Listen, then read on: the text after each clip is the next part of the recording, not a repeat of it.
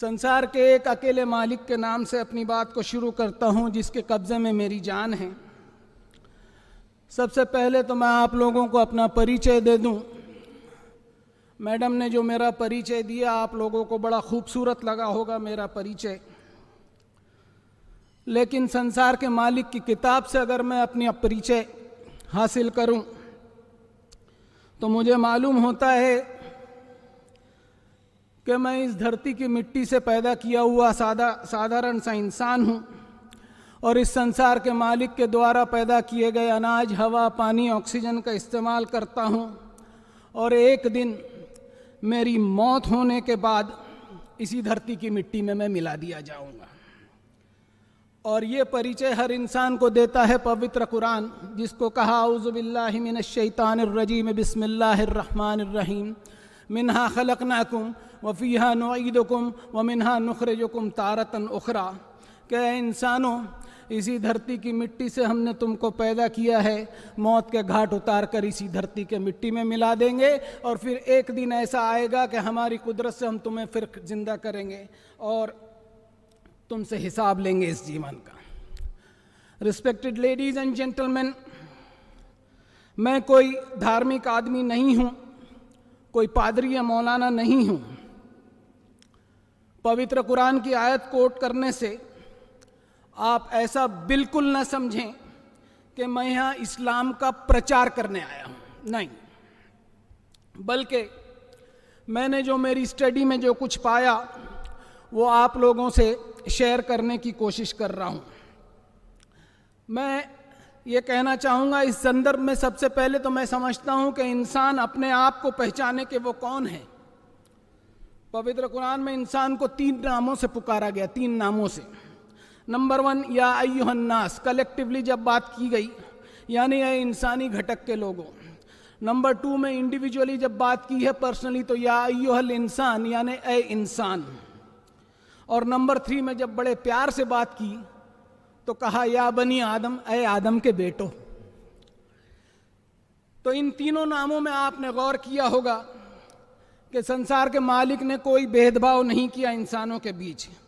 कभी ऐसा नहीं पुकारा कि ए हिंदू इंसानों, ए मुसलमान इंसानों, बल्कि मालिक के कायनात के मुताबिक हर इंसान अपने परमपिता आदम की औलाद है।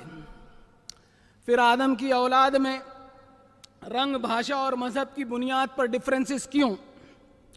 जब सारी एक इंसानियत एक है और उसका क्रिएटर भी एक है, तो वो क्रिएटर बायस्ड एंड कम्युनल कैसे हो सकता है, जबकि वो हर इंसान को उसकी ज़रूरत बगैर किसी भेदभाव के इक्वली डिस्ट्रीब्यूट करता है। अगर हमारा मालिक बायस्ड और कम्युनल होता तो हर मोहल्ले में वो आबादी के हिसाब से, जात पात, मजहब और बिरादरी के हिसाब से हवाएं भेज देता या कोरोना ही भेज देता कि लोग मर जाएं।